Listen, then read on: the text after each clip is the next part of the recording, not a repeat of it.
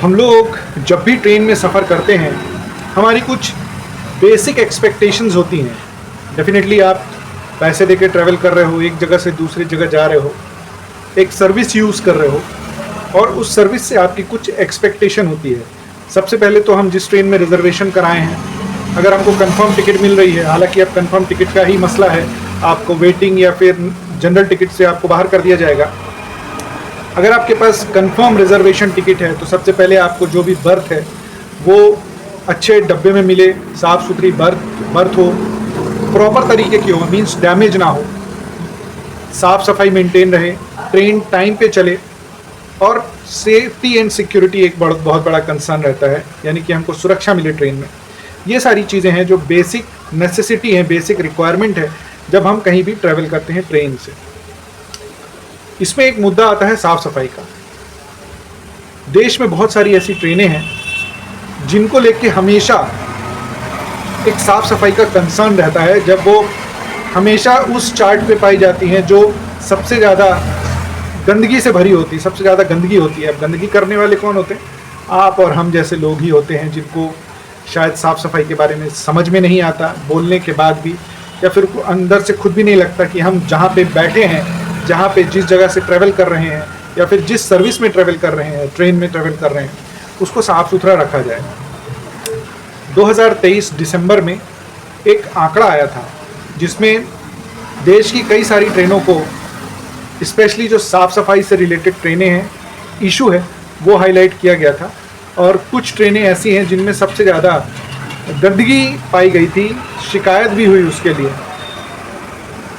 शिकायत तो ठीक है, अच्छी बात है, आप और हम जैसे लोग पहले गंदगी करते हैं, फिर उसमें सर्विसेज ना मिले तो डेफिनेटली शिकायत होती है। इस कारण उसमें on board house keeping OBH की सर्विस भी स्टार्ट की गई।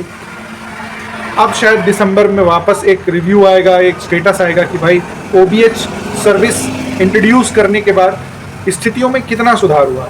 लेकिन एक दिलचस्प आंकड़ा है जो मैं आपके सामने अभी रहूँगा, कौन सी ट्रेन कहाँ से कहाँ तक चलती है, प्लस कितनी शिकायतें उसमें दर्ज हुई डिफरेंट सब्जेक्ट्स को लेके, अलग अलग चीज़ों को लेके, और स्पेशली जो साफ़ सफाई है उससे रिलेटेड कितनी शिकायत उसमें दर्ज हुई है। ये रेलवे के द्वारा ही निकाला गया है। चलिए शुरू करते हैं।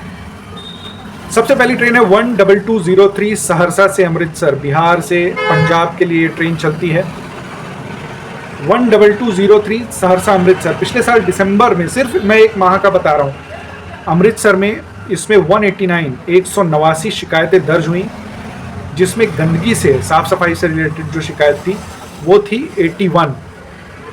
सोचिए, एक बड़े शहरों सहरसा और अमृतसर के बीच में चलने वाली ट्रेन है, 81 शिकायत सिर्फ गंदगी को रिलेटेड हुई है। सोचिए, ये उस समय की आप तक की सबसे ज़्यादा रिपोर्ट की हुई प्रॉब्लम है, स्पेशली साफ़ सफाई को लेके। सेकेंड, 12487 जोगबनी से आनंद विहार टर्मिनस। ये भी बिहार से दिल्ली के लिए है, जोगबनी से आनंद विहार टर्मिनस। इसमें जो कुल शिकायतें हुई वो 139 रिपोर्ट हुई हैं, 139, जिसमें से साफ़ सफाई को रिलेटेड 67 है, ये दूसरे नंबर पे है। इसके बाद 12471 बांद्रा कटरा, वैष्णो देवी कटरा ट्रेन बांद्रा से चलती है। इसमें 118 शिकायतें दर्ज हुई थी, जिसमें से 61 जो थी वो साफ़ सफाई से रिलेटेड थी।